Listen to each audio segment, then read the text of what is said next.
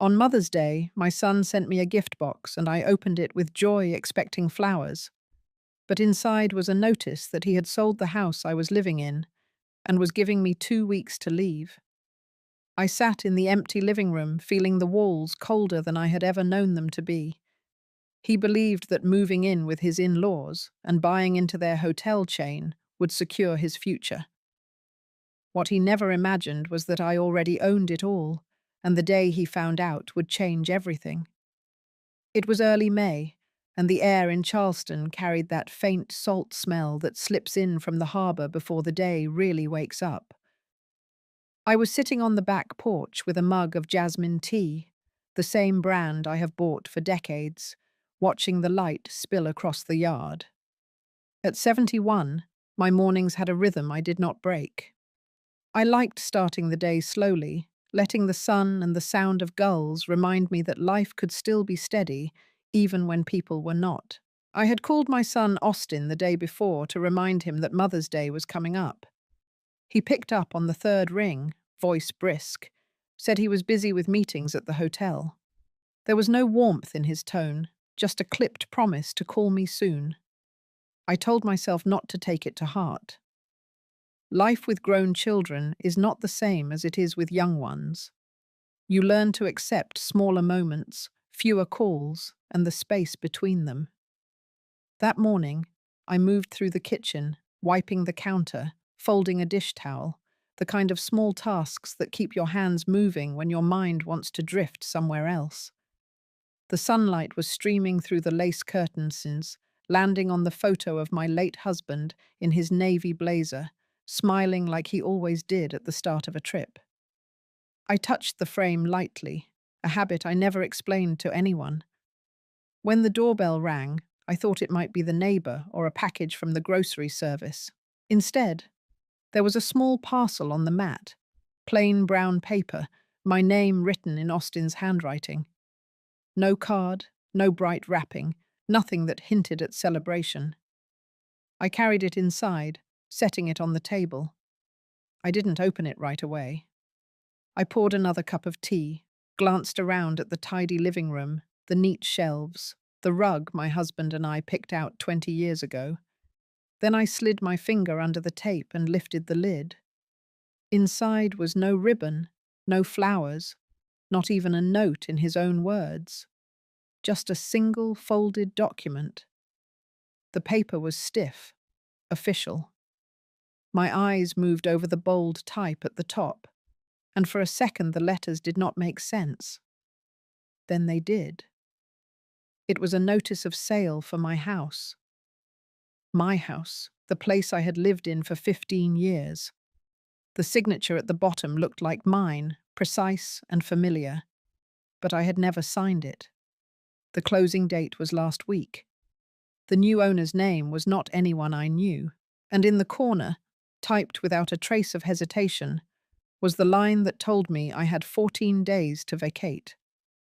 I sat down, holding the paper in both hands. The clock on the wall ticked steadily. I could hear the refrigerator hum. The air felt cooler, like someone had opened a window. I read the document again, slower this time, taking in each line. My son had sent me this. On Mother's Day. In a box. No explanation, no call, just a transaction that erased my home from under me. I glanced toward the porch where the light was still pouring in, but it felt different now, distant. I thought of all the mornings I had spent here, brewing tea, reading the news, believing that the walls around me were mine. Now they were not. There is a particular kind of quiet that comes when the worst thing has already been decided without you. It is not the silence before a storm. It is the silence after. The kind where you can almost hear the echo of a door closing, even if it happened miles away. I folded the paper carefully and set it back in the box. My hands were steady, though my chest felt tight. Somewhere in the back of my mind, a truth was taking shape, but I pushed it aside. I knew I would need all my clarity later. For now, I just sat there, letting the reality settle over me like the late morning heat. If you have ever felt the floor shift beneath you without warning, you know how the minutes after can stretch long and strange. You replay the last conversations, the hints you might have missed, the things you would have done differently if you had known. I sat in that space, staring at the box on the table, knowing my life had just changed, and that the person who changed it was my own child. The gulls kept circling overhead. Somewhere down the street, someone laughed. The world outside kept moving as if nothing had happened. But inside my walls, inside my life, something had already broken. And though I didn't know it yet, this was only the first crack. The morning after I found the box, I woke before the sun. The paper from the day before was still on the table, right where I had left it. I did not touch it. I made coffee instead, trying to find some comfort in the sound of the pot dripping, but even that familiar rhythm felt off. I had not heard from Austin since the delivery, and I doubted I would any time soon. By mid-morning, I was going through the small cabinet where I kept important documents: birth certificates, insurance forms, my will, the deed to the house before it had apparently been sold. I flipped through each folder, checking dates, signatures, anything that might explain how this had happened without my knowledge. That was when I saw it.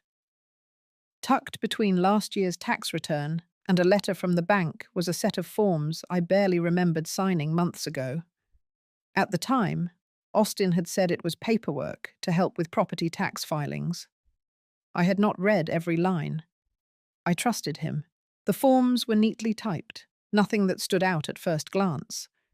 But when I looked closer, I saw they were a general power of attorney, giving him the authority to act on my behalf in matters related to the property. My own name and signature sat at the bottom in my careful handwriting. I remembered the day he had brought them over, how he had stood in the kitchen making small talk while I signed. I had been distracted, stirring a pot of soup, thinking it was a small favor for my son. The realization settled heavy in my chest. This had not been an accident or a misunderstanding. This was planned. He had the legal means to sell my home because I had put the pen in my own hand and signed where he told me. Later that day, I called my attorney, Margaret Summers. I told her what had happened and read her the notice of sale. There was a pause before she spoke, the kind that tells you the answer is not going to be good. She explained that with the power of attorney in place, the sale was legal unless I could prove fraud or coercion. It would not be simple. Margaret asked me to bring in every document I had. She wanted to see the power of attorney, my past correspondence with Austin, and any evidence that the sale was not in my best interest. I agreed to meet her the next afternoon. That night, I sat with the folders spread out across my dining table. I checked bank statements, utility bills, anything that tied me to this house. Every line felt like a piece of proof of the life I had built here, and every one of them had been erased with a single transaction I had unknowingly allowed. While I sorted, my mind kept going back to the last few months. Austin had been distant, but there had been moments that stood out. A call from him late in the evening, asking if I had received certain letters from the county. A visit where he left abruptly after taking a phone call from someone he called a business partner. At the time, I had thought little of it. Now I could see the threads connecting. There was also the man from that video call months ago, the one Austin had introduced as his financial advisor. Gavin was his name. He had spoken confidently about maximizing assets, moving money where it could grow faster. I had listened politely, not understanding why he was telling me any of it. Now I suspected he had been more involved than I realized.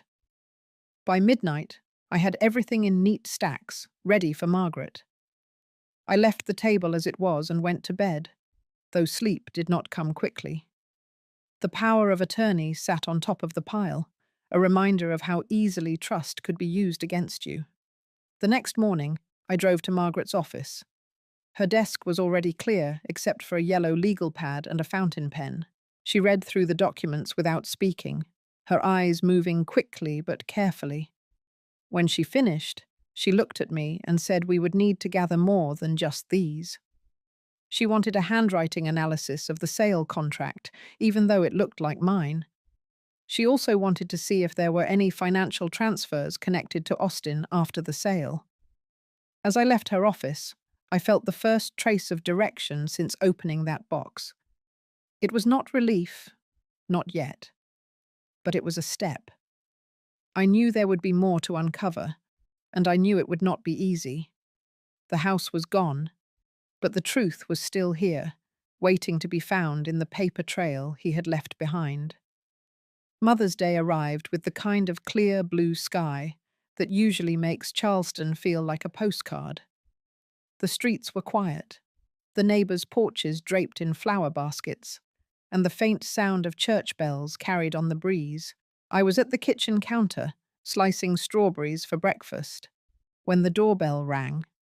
There was no knock, no voice calling out, just the short chime, then silence.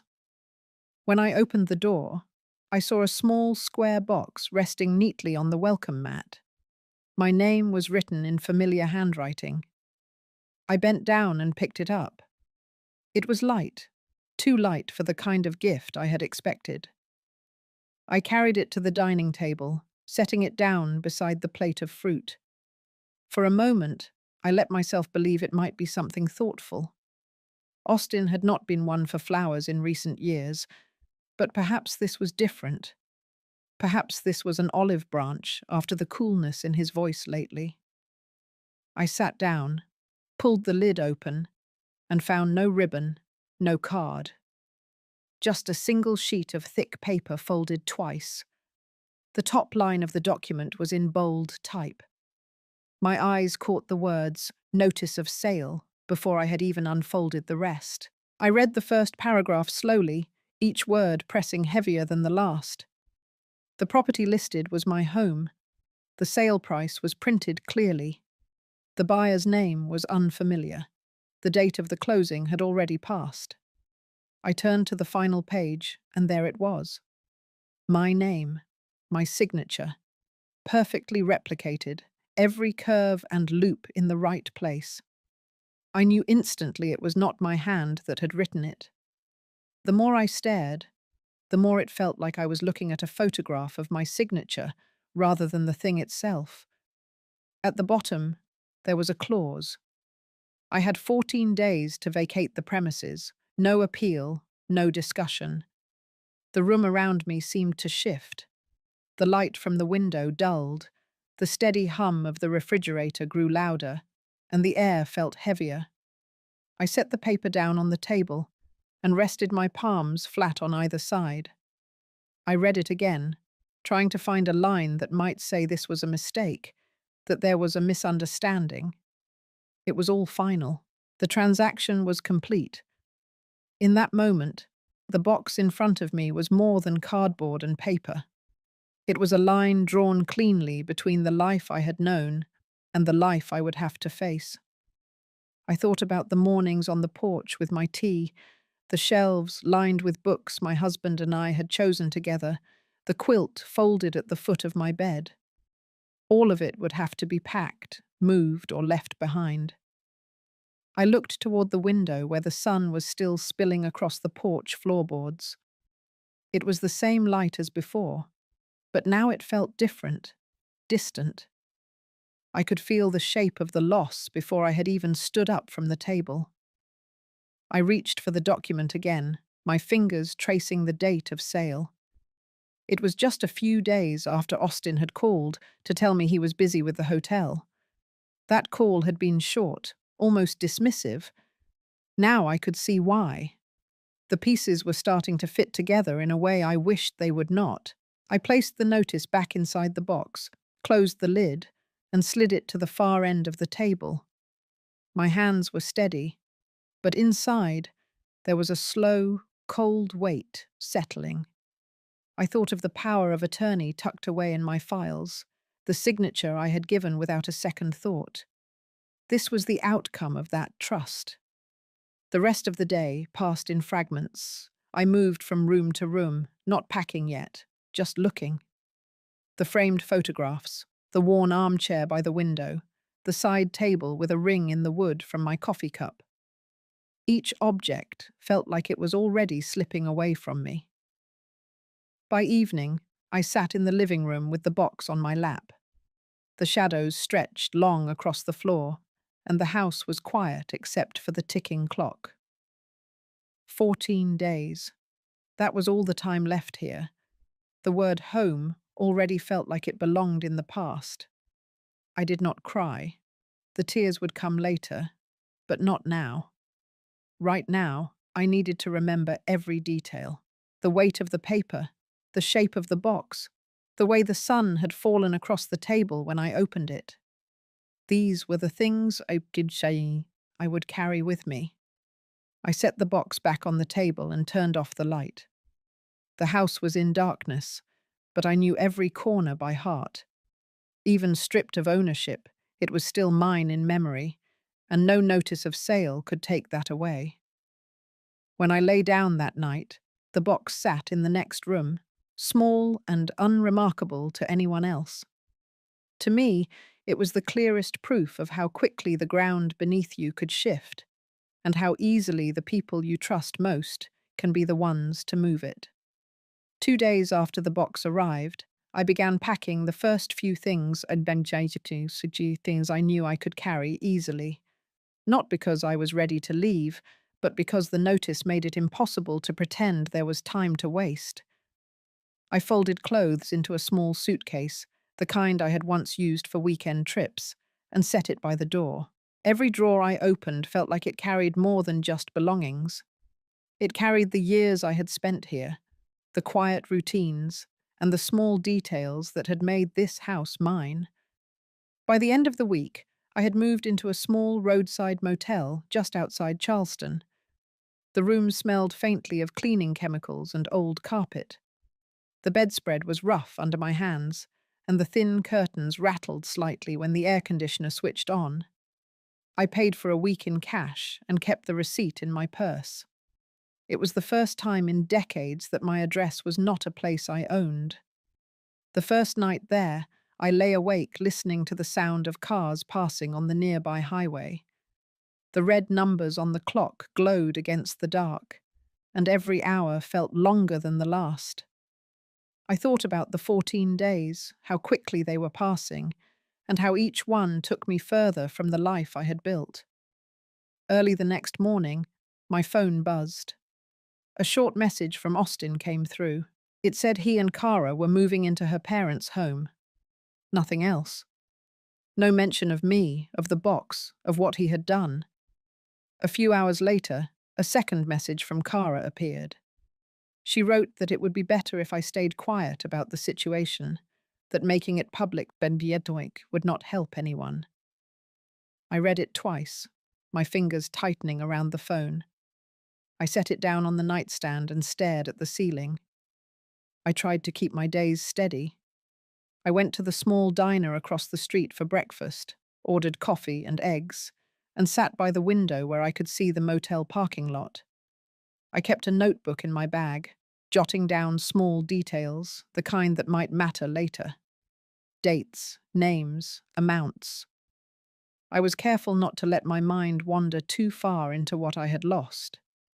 Instead, I focused on what I could gather. In the evening, I walked the block around the motel. The streets were lined with small shops, a gas station, and a thrift store. I found a quiet spot at the end of the block where I could sit on a bench and listen to the sound of traffic fading as the sun went down. Those walks gave me a rhythm again, a way to feel that I still had some control over my days. One night, while sorting through the folder of documents I had brought with me, I noticed a printed email chain I had not paid much attention to before. It was between Austin and someone named Gavin, discussing timelines and transfers. The words were vague enough to seem harmless, but the dates lined up closely with the sale of the house. I set the paper aside and made a note to give it to Margaret. The motel room became a kind of temporary office. Papers were spread across the desk and the bed. My laptop sat open to a spreadsheet I had started to track everything I was learning. It was not much, but it gave me the sense that I was not standing still. One afternoon, I took a bus downtown to meet Margaret. I handed her the email chain and explained how it matched the timeline of the sale. She read it carefully and said it could be useful, but we needed more. She asked if I remembered anyone else who might have been aware of what Austin was doing. I thought about the months before the sale, the calls he took outside my earshot, the names I had overheard but never questioned. I promised her I would think on it. Back at the motel that night, I sat at the small desk with the light on low. I thought about how quickly things had shifted. 1 month I had a home, a set of keys, and a life I recognized. Now I had a single room, a stack of papers, and a clock counting down the days until I had to leave even here. Still, there was something steady under all of it. I was not ready to give up. The motel was temporary. The quiet was temporary. Even the 14-day deadline was only a measure of time, not a measure of what I was capable of doing within it. I closed the folder, set it neatly on the desk, and pulled the curtains closed. The sound of traffic outside was constant, but I let it fade until it was only a background hum. When I lay down, I reminded myself that losing a home was not the same as losing the ground beneath my feet. The walls around me might be different now, but I still knew who I was. And that, more than anything, was something Austin could not sell or take away. 3 nights into my stay at the motel, I opened my laptop and signed into the account for Bay Lantern Holdings. The name would have meant nothing to Austin, but to me it was the structure I had been building quietly for over a year. The room was dim except for the glow of the screen. On the desktop were the scanned contracts from the purchase of Seabright Hospitality, each file labelled by date and phase of the acquisition. I had bought the chain 3 months earlier through the holding company, using the proceeds from the sale of a commercial property I had owned for years, along with a bridge loan. The numbers were precise in my mind. $14.6 million in total, with just over $7 million from the property sale, the rest from investments I had nurtured over decades and that short-term loan. It was the largest transaction I had ever been part of, and no one in my family knew. The purchase agreement was thorough, and the clauses had been negotiated to the letter. Non-disclosure provision meant the previous owners could not speak of the sale until a set date. That date was approaching, but it had not arrived yet. Until then, I was just another shareholder on paper, my identity shielded by the layers of the holding company. I sat back in the chair, looking at the Seabright logo at the top of the documents. Austin thought he was securing his future by buying into the family chain through Kara's side. He had no idea that those shares now reported up to me. That knowledge sat quietly in the center of my mind, steady and solid, something I could hold on to while everything else was shifting. The motel room was silent, except for the low hum of the air conditioner. I opened the financial projections I had commissioned before the acquisition. The chain was profitable, with stable occupancy rates and a strong summer season ahead. The bridge loan would be repaid well within its 2-year term, and after that, the income would be clear. I had plans for that income, plans that went beyond personal comfort. I remembered the weeks leading up to the deal, the meetings with attorneys and accountants, the hours spent reading contracts line by line. There had been moments when I doubted myself, wondering if I was taking on too much at this stage in my life. But each time I reviewed the numbers, the decision felt sound. It was not about risk for risk's sake. It was about control. I clicked through to the correspondence with the operations team. Most of them did not know me yet. They knew the holding company name, but not the woman behind it. That anonymity had been deliberate. I wanted to step into ownership on my own terms, without the noise of family opinion. Closing the laptop, I thought about how the secrecy had worked in my favor. If Austin had known, he might have been more cautious in the choices he made. He might have thought twice before using my signature to take my home. But he had acted without seeing the full picture, and now the full picture belonged to me. The next morning, I took a folder from my bag and spread it across the small table by the window. It contained every piece of paperwork tied to Bay Lantern Holdings, from the initial articles of organization to the final wire confirmations. I reviewed them in order, making notes in the margin about what might become useful if the situation with Austin forced my hand. There was a quiet satisfaction in knowing I had options. The house was gone, yes, but I was not without resources. The chain was mine in a way that could not be undone by anyone else's pen. And in that fact, there was room to breathe. As the day wore on, I left the motel and walked to a nearby coffee shop with a sturdy wooden counter and large windows facing the street. I brought my notebook and sat in the corner, writing down a timeline of events. From the day Austin brought me the power of attorney forms to the day the box arrived, I listed everything I could recall. The goal was not just to remember, but to see patterns, to understand where his actions had intersected with my own steps toward the acquisition. By the time the sun dipped low, I had filled several pages. The two timelines were moving toward each other, without either of us realizing it at the time. That convergence would matter. It would matter when the truth came into view.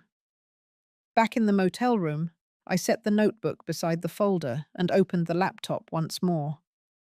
I pulled up the Seabright site, scrolling through images of the hotels I now owned. Coastal views, polished lobbies, smiling staff. They were the backdrop of Austin's new ambitions, but they were also the quiet proof of my own foresight. I shut the laptop again, feeling the weight of the moment settle evenly.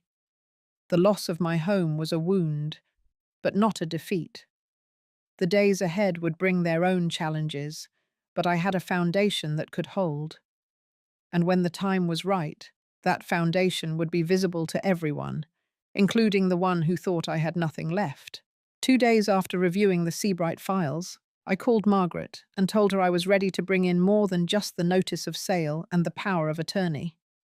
I gathered a thick envelope from my bag, the kind with a clasp, and placed inside the printed emails, the HUD-1 settlement statement, copies of my bank transactions, and the handwriting samples I had kept over the years. These were not just mementos now. They were evidence. Her office was on the second floor of a restored brick building downtown, with tall windows that let in the early afternoon light. I sat across from her desk as she laid each document out in careful order. She did not rush, and I appreciated that. The room was quiet except for the faint sound of traffic from the street below. Margaret picked up the notice of sale first, running her finger along the lines of text before setting it aside. She moved on to the power of attorney, then the bank records. When she reached the email chain between Austin and Gavin, she read each message twice. Her pen made short notes in the margin of her legal pad, the letters tight and even. She told me we would need more than suspicion to move forward. A handwriting analysis would help, even though the signature on the sale documents looked like mine. It was about showing that the pressure points in the pen strokes did not match, that the rhythm of the writing was off. She also wanted a detailed map of the financial flow, where the sale proceeds went, how quickly they moved, and into whose accounts. I agreed, and she gave me the name of a forensic document examiner she had worked with before. I made the call that evening. The man's voice was steady, professional, and he asked for every sample of my signature I could find from the last 5 years. I promised to have them ready by the time we met. Back at the motel, I opened a box of personal files and pulled out old tax returns, insurance renewals, and letters I had signed.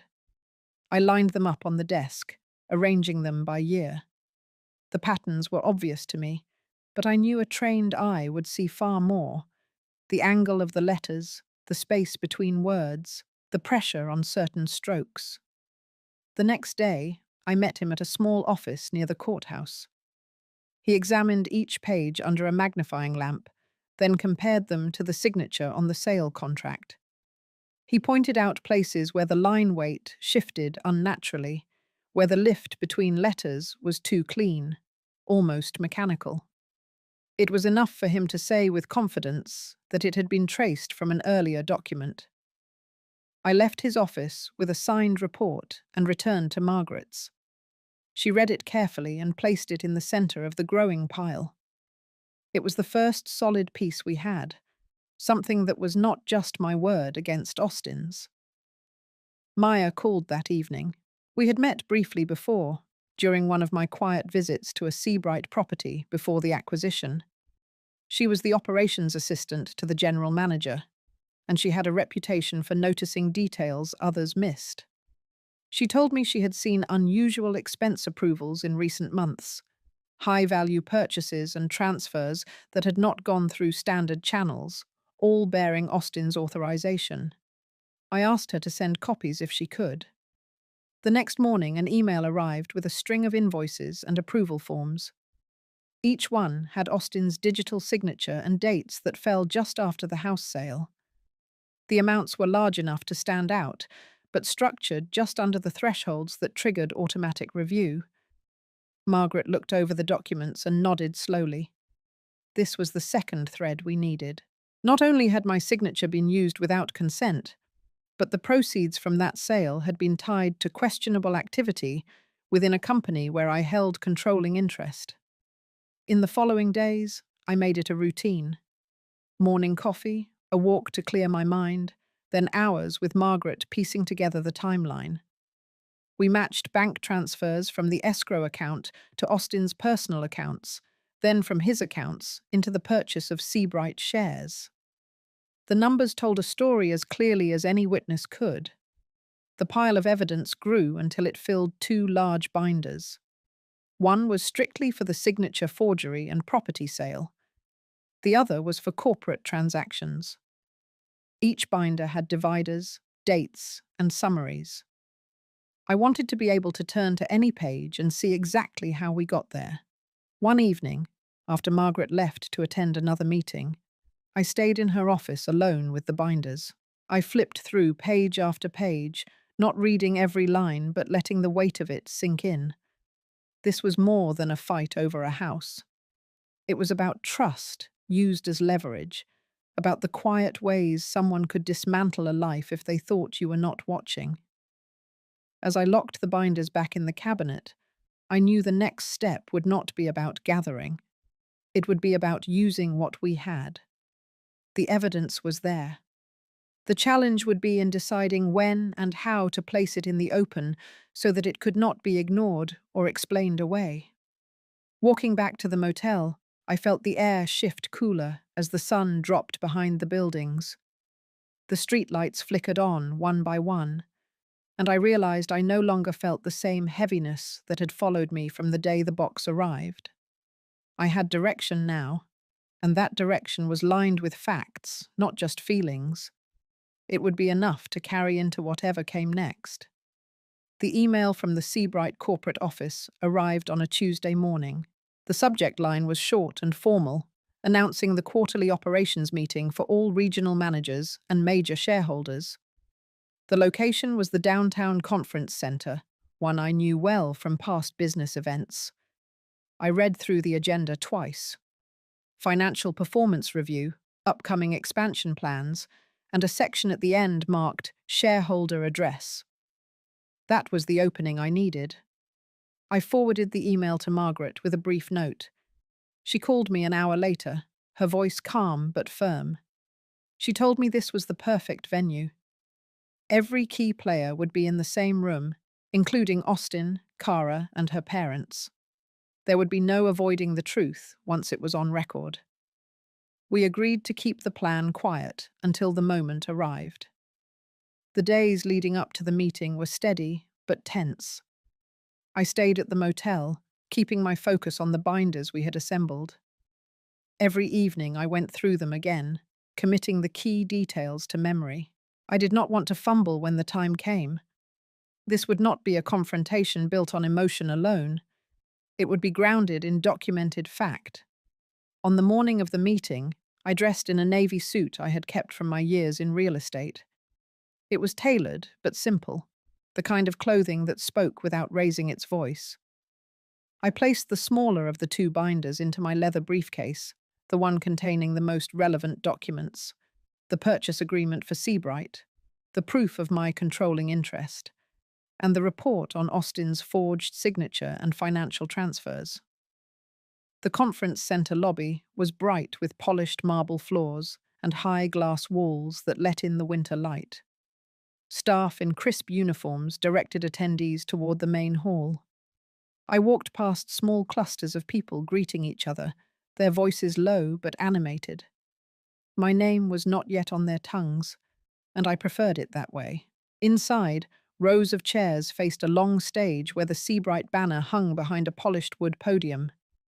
The seats near the front were reserved for executives and shareholders. I took a place in the second row, where I could see everything without being at the center of attention. Austin arrived 10 minutes later, wearing a tailored grey suit and a smile meant for the crowd. Kara walked beside him, her parents just a step behind. They moved as a unit, shaking hands, nodding to familiar faces. Austin glanced briefly in my direction, then away. Whether he had not recognized me immediately or chose not to acknowledge me, I could not tell. The meeting began with the CEO presenting quarterly earnings. Charts and graphs lit up the screen behind him, showing strong performance across the board. Plans for a new coastal property were met with polite applause. The atmosphere in the room was one of confidence and momentum. As the agenda moved forward, I watched Austin lean toward Kara, whispering occasionally. His posture was relaxed, his expression self-assured. He believed he was part of the driving force behind these numbers, and in a way, he was, just not in the way he imagined. When the final segment began, the CEO announced the shareholder address. He said a controlling shareholder had requested to speak directly to the group. My name was called. A few heads turned, some with recognition, others with surprise. I rose from my seat, my briefcase in hand, and walked to the podium. The room quieted as I placed the binder on the stand and opened it to the first page. I spoke plainly, starting with the date of my acquisition of Seabright Hospitality through Bay Lantern Holdings. I outlined the terms of the purchase, the confidentiality clause, and the upcoming expiration of that clause. I did not rush, allowing each fact to settle before moving to the next. Then I turned to the second section of the binder. I described the sale of my home, the forged signature confirmed by a forensic examiner, and the direct trail of funds from that sale into the purchase of Seabright shares by Austin. I did not raise my voice. I did not need to. The documents did the work for me. A murmur spread through the room. I continued, noting the irregular expense approvals identified by the operations team and how they connected to Austin's accounts. Each point was matched with a page number and a document in the binder, which I held open for the board members seated nearby to see. Austin's expression shifted slowly. The easy confidence was gone, replaced by a tightness around his mouth. Kara's parents looked between us, their eyes narrowing as they began to piece together the meaning behind my words. I concluded by stating my expectations. All questionable transactions would be reviewed by an independent auditor.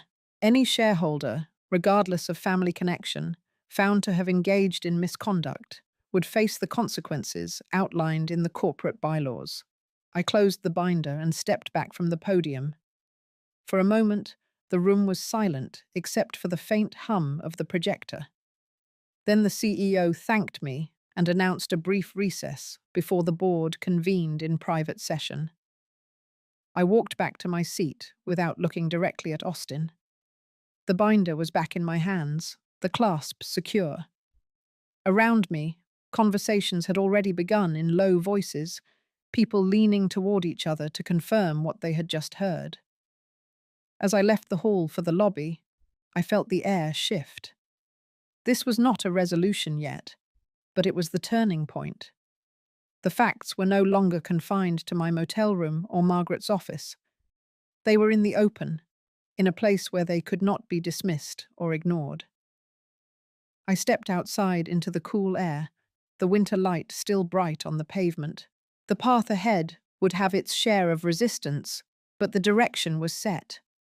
The silence I had carried since the day the box arrived was broken, and in its place was something steadier, the weight of the truth, out where it belonged.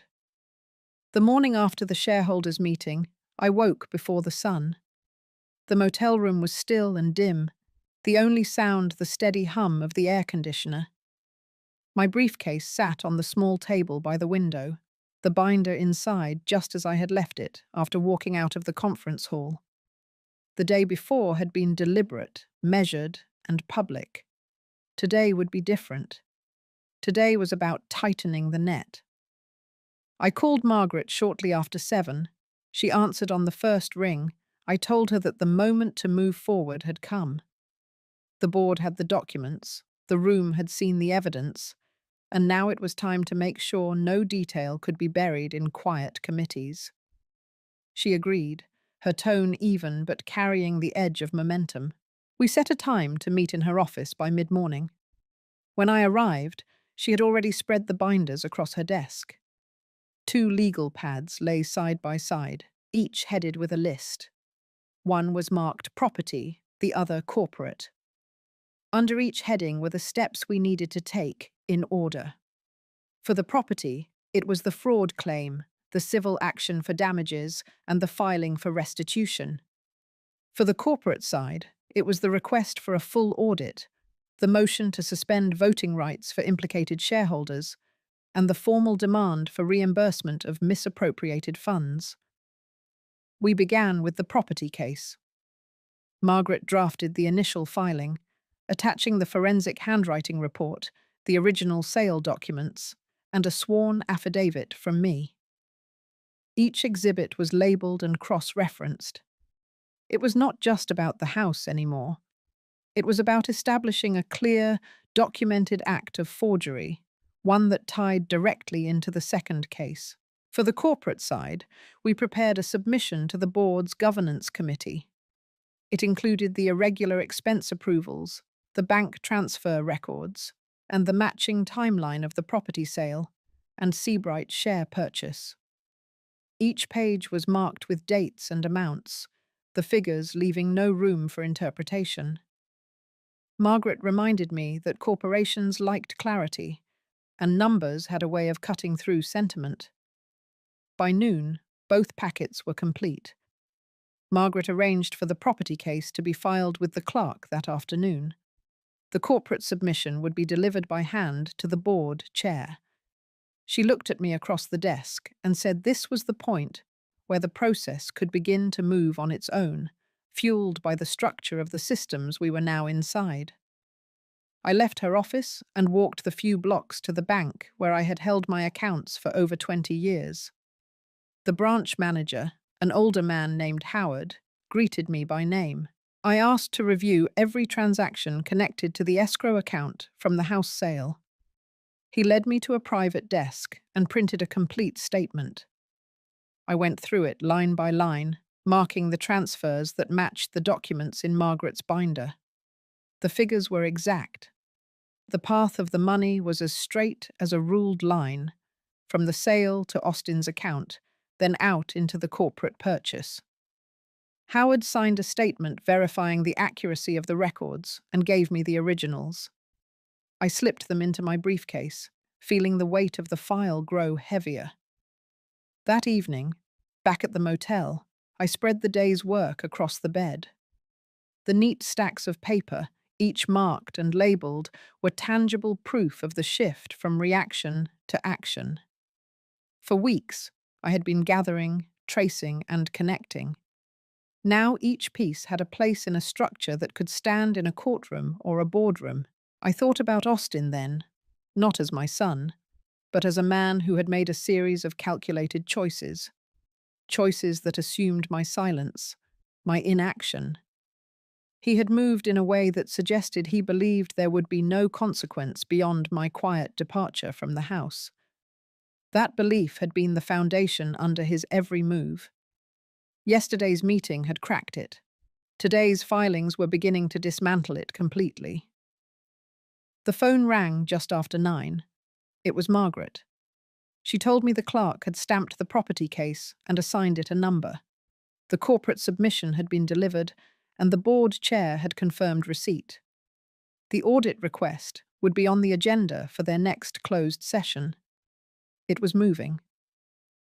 After we hung up, I sat at the small desk by the window, looking out at the parking lot below. The neon sign for the motel flickered softly, the light washing over the asphalt in uneven waves. I thought about the day I had carried the box into my kitchen, the paper inside it, and the space it had carved out in my life. That space was no longer empty. It was being filled, piece by piece, with the work of taking back what had been taken. I gathered the papers into the briefcase again and closed the latch. The room felt quieter, but not in the hollow way it had before. This was the quiet of a plan in motion, of knowing that the next steps were already set, and that each one would bring me closer to the point where this chapter could close. The binder rested against the side of the case, its edges worn slightly from weeks of use. It was no longer just a record. It was the map, and I knew every path it held. The coming days would bring resistance, but the foundations was firm. And for the first time since the box arrived, I felt the solid shape of forward movement, not just in my thoughts, but in the very structure of the life I was building back. 3 days after the filings, the first sign of reaction came quietly. Margaret called to tell me that the Seabright board had approved the independent audit. It would begin within a week, led by a firm with no prior connection to the company. Their scope would cover every transaction in the past 18 months. She said it without embellishment, but I could hear the undercurrent. This was not routine. This was scrutiny. That same afternoon, I received a short letter in a plain envelope slid under the door of my motel room. It was from Austin. His handwriting was hurried, the lines uneven. He wrote that the board had overreacted, that there were explanations for the transfers, and that taking this path would damage more than it would fix. He did not use the word apology, nor did he acknowledge the forged signature. I folded the letter and placed it in the back of the binder. Words without accountability were not worth more than the paper they were written on. The next morning, I met Margaret at a cafe near the courthouse. She had a fresh set of documents for me to review, a subpoena for records from Austin's bank, and a request for communications between him and Gavin during the period in question. Each page was precise, stripped of anything unnecessary. She explained that once served, the bank would have 10 business days to comply. That timeline aligned with the start of the corporate audit. 2 streams of inquiry, moving in parallel. By midweek, the subpoena had been delivered. The process server confirmed Austin had accepted it without comment. Gavin, however, was less cooperative, instructing his office to route all communications through his attorney. Margaret expected that, and she had already prepared the formal request through the court. I kept my days ordered. Mornings began with coffee at the small table in the motel room, followed by hours of reviewing and annotating the binders. I wanted to be able to answer any question without hesitation. Afternoons were for meetings with Margaret, or quiet walks through the nearby streets, clearing my mind enough to return to the details in the evening. On Thursday, An email arrived from Maya. She had been watching the internal communications at Seabright closely. Attached to her message was a memo from the board chair to the senior management team. It stated that until the audit was complete, all discretionary spending approvals above a modest threshold would require dual sign-off. It was a subtle shift, but I knew its impact. It meant Austin could no longer move funds with a single click. That evening, I sat with the memo printed and placed at the front of the corporate binder. It was not the final step, but it was movement in the right direction. Each restriction was a reminder that his influence was not as secure as he had assumed. Friday brought another change. The clerk's office called to confirm a preliminary hearing date for the property case. It was set for early next month. That gave us time to finalize exhibits, prepare witness lists, and refine the timeline.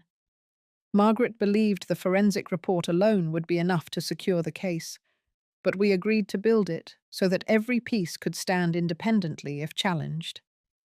The days were steady, but not without their moments of tension. Late one evening, as I returned to the motel, a car slowed near the entrance. I recognized it as Austin's. He did not get out. The window lowered slightly, but no words were exchanged. He drove off a moment later. I stood in the cool air, watching the taillights disappear. It was not confrontation, but it was a signal that he was aware of the ground shifting beneath him. Back inside, I sat on the edge of the bed with my briefcase beside me. I thought about how far this had moved from the day the box arrived. Back then, the loss had been sudden and unmoored. Now there was a structure to every step. The filings, the audit, the restrictions, each was part of a deliberate progression. The week ended with a meeting at Margaret's office. We went through the checklist on the legal pad, marking each completed task. Property case filed, corporate audit approved, subpoenas served, preliminary hearings scheduled. The list still had open lines, but the completed ones formed a clear path. As I left her office, the sun was low over the city, casting long shadows across the sidewalks. The streets were quieter than usual, the air holding that stillness that comes just before dusk. I walked back to the motel without rushing. The pace felt right, not hurried, not hesitant, just steady. In the room, I placed the binders on the table side by side. They were heavier now, not just in paper but in what they represented. The facts were no longer fragments. They were connected, aligned, and ready to stand in whatever room they were needed. I closed the curtains and let the room fall into the muted light of evening. This was not the end, but it was the point where the direction was certain. The silence that had followed the day of the box was gone. In its place was the weight of progress, and the quiet knowledge that step by step, the truth was closing the distance. The first week of the audit passed quietly on the surface, but I could feel the undercurrent. Maya's updates came in short, carefully worded messages. The audit team had begun with transaction histories from all regional offices, pulling expense approvals, vendor payments, and capital allocations. They worked methodically, cross-referencing each figure against original invoices. It was the kind of work that left no corner untouched. On Tuesday morning, Margaret called to tell me the bank had complied with the subpoena. The packet she received contained months of statements from Austin's personal and business accounts. She described the way the transfers lined up almost perfectly with the property sale timeline. The amounts were precise and deliberate, each just under reporting thresholds, but together they formed an unmistakable chain. She said the audit team would find the same thing from their side, but now we had it from the bank itself. That afternoon, I walked to her office to see the records in person. She had arranged them chronologically on her desk, each page marked with tabs. I followed the flow from one statement to the next. The path was as we had suspected. Sale proceeds into Austin's account. partial withdrawals, purchases of Seabright shares, and layered transfers to accounts tied to Gavin's consultancy. It was a pattern that, once seen, could not be explained away as coincidence. Margaret said she would send certified copies to the property case file and the corporate board. This was no longer just about internal governance. The findings had potential to trigger regulatory interest, and that was a step Austin could not control. By midweek, the board chair requested a special session for major shareholders. The notice was formal, citing the ongoing audit and recent developments requiring immediate discussion. The meeting was set for Friday afternoon in the same conference centre where I had spoken before. On Friday, I arrived early. The air in the lobby was cooler than usual, the chatter lower, more restrained. When the doors to the meeting room opened, I took a seat near the front. The board chair began promptly, outlining the scope of the session. He confirmed that preliminary audit findings showed irregularities in expense approvals and share purchases, all within the period tied to the property sale in my case.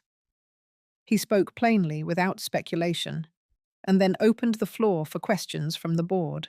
Austin sat 3 seats down from the end of the table, his posture rigid. He did not speak at first, letting others ask about timelines, about thresholds, about oversight failures. When he did speak, it was measured, offering partial explanations that skirted the core of the findings. He cited market opportunities, operational necessities, and strategic alignment. None of it addressed the source of the funds or the forged signature. The board chair listened without interruption, then returned to the facts. He stated that under corporate bylaws, any shareholder found to have engaged in misconduct affecting company assets could face suspension of voting rights and, in severe cases, forced divestment. He reminded the room that the audit was ongoing, but the current evidence warranted temporary measures. A motion was made to suspend Austin's voting rights until the audit concluded. The vote was taken without delay. The result was decisive. The motion passed. The chair instructed the secretary to record the suspension effective immediately. Austin's jaw tightened, but he said nothing. Kara's parents exchanged glances, their expressions caught between disbelief and calculation. The meeting continued briefly to outline the next steps for the audit, then adjourned. I left the room with Margaret walking beside me. She said the suspension was significant. It meant Austin could no longer influence board decisions in the weeks ahead. More importantly, it signaled to the audit team and to outside observers that the board was willing to act on the evidence. That evening, back at the motel, I set my briefcase on the desk and opened it slowly. Inside were the same binders, but their contents had shifted in weight. They were no longer just preparation. They were becoming the backbone of actions that had already started to reshape the situation. I poured a glass of water and sat by the window, watching the headlights pass on the road below. The distance from the day the box arrived to this moment felt measured in more than weeks. It was measured in the steady erosion of assumptions, in the narrowing of the space Austin had once moved through without question. Before turning in for the night, I placed the letter he had sent me earlier in the week into the back pocket of the binder. It belonged there, not as evidence in the formal sense, but as a reminder of what had been offered in place of accountability.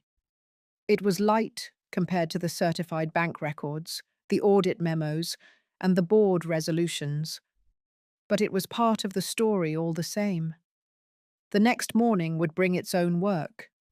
There were still hearings ahead, still findings to be finalized, still the slow process of putting each part of the case into its final form. But for now, the structure was holding.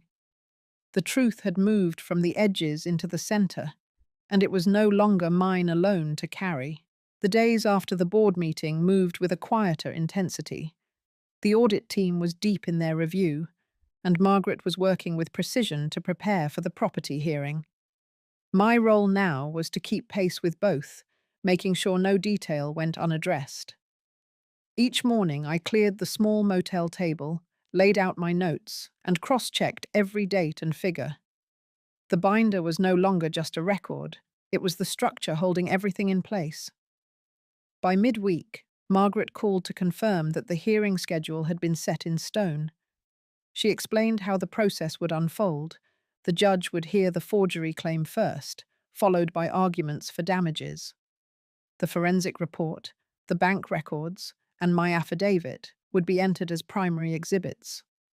She wanted me to review each piece one more time, not to memorize every word, but to be comfortable speaking to any of it if called. I walked to her office the next morning. The binders were waiting on her desk, open to the most critical sections. We went through them steadily, her questions direct and her notes sharp. When she closed the last page, she said the case was strong and the timeline was clear. It was exactly what we needed, straightforward, supported by evidence, and impossible to dismiss as misunderstanding. That afternoon, Maya sent a short update from the Seabright offices. The audit had uncovered several vendor contracts approved without competitive bidding. The amounts were substantial, and the same names appeared on Austin's bank statements. It was not yet conclusive, but the overlap was enough to keep the audit team focused on those threads. Margaret advised that this information might find its way into the hearing if it could be tied directly to the house sale proceeds. In the evenings, I kept my routine simple. A walk around the block, a light meal, and then time at the desk, organizing the next day's priorities. I had learned that keeping my space in order helped keep my mind in order too. The motel room, once just a stopgap, had become a place where the plan could live without distraction. 2 days before the hearing, I met Margaret again. She had a slim folder separate from the binders. Inside were the exhibits exactly as they would be presented in court. Each page was numbered, each reference aligned with my affidavit. She explained the sequence: my testimony, the expert report, the bank verification, and finally the timeline. We rehearsed my part until the rhythm felt steady. The night before the hearing, I slept lightly but without restlessness. The morning came early, and I dressed in the same navy suit I had worn to the board meeting. The courthouse was a short drive from the motel, but I arrived early, preferring to sit in the quiet hallway outside the courtroom. Margaret arrived soon after, her presence calm and grounding. When the hearing began, the judge listened without interruption as Margaret outlined the case.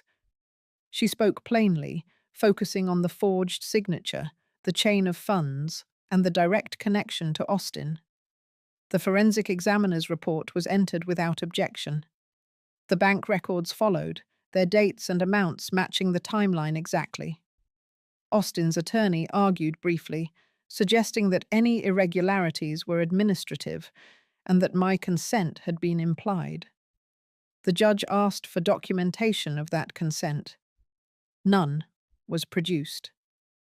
The contrast between the structured evidence in our exhibits and the absence of their supporting proof was clear. By midday, the judge announced that the matter would proceed to a full trial for damages, but that the property claim itself was upheld. It was a decisive moment. The forgery was recognized, the sale acknowledged as invalid in its execution. The path to restitution was open. Walking out of the courthouse, the winter air felt sharper, cleaner. Margaret and I spoke briefly on the steps, agreeing to meet the next day to prepare for the damages phase. There was still work ahead, but the foundation was now in place. Back at the motel, I placed the new court order in the front of the property binder. It was the first official acknowledgement of what I had known since the day I opened the box. It was not the end, but it was the point where the weight of proof had shifted from my shoulders to the formal record. The silence that had once been filled with loss was now filled with the steady hum of progress, and I could feel that each step was carrying me closer to the point where this chapter would close on my own terms. 2 weeks after the hearing, the audit report was finalized. Margaret called me to her office on a bright but cold morning. The document was thick, bound in a plain cover, and heavy in my hands. Page after page confirmed what we had suspected. The funds from my home's sale had been used to buy Seabright shares through layered transfers, and the irregular vendor contracts were tied directly to accounts connected to Austin and Gavin. It was not just circumstantial, it was a pattern, deliberate and repeated. The board acted quickly. In a closed session, they voted to begin proceedings for forced divestment of Austin's shares under the misconduct clause in the bylaws. His remaining positions within the company were dissolved. The motion passed with little discussion, the evidence too solid to ignore. That same week, the damages phase of the property case concluded. The court awarded full restitution of the property's value, plus legal fees and an additional sum for the fraudulent use of my signature. It would not return the years in that house, but it was a clear acknowledgement that what had been done was wrong and unlawful. Margaret and I met once more to close out the paperwork.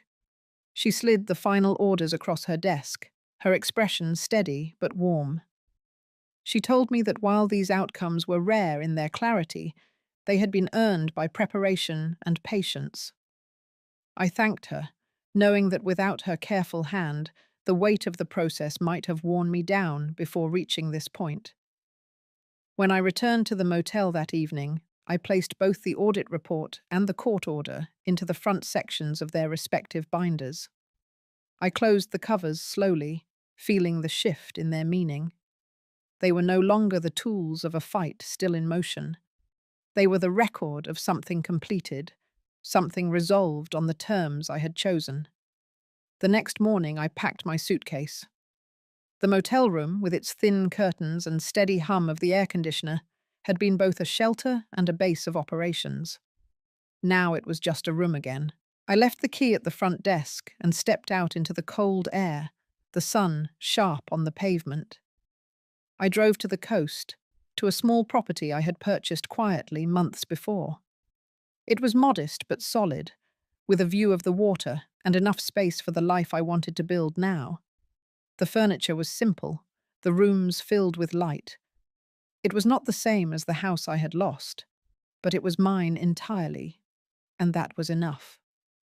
Standing at the window that first evening, I watched the tide move in slow and certain rhythm. The past months had been a steady climb through shadow and doubt, but here there was room to breathe. I had not needed to shout to be heard, only to stand steady until the truth spoke for itself. The box that had started it all was gone, the paper inside it replaced by a story written in evidence, in dates, and in decisions made with care. It would not be forgotten, but it no longer defined the space around me.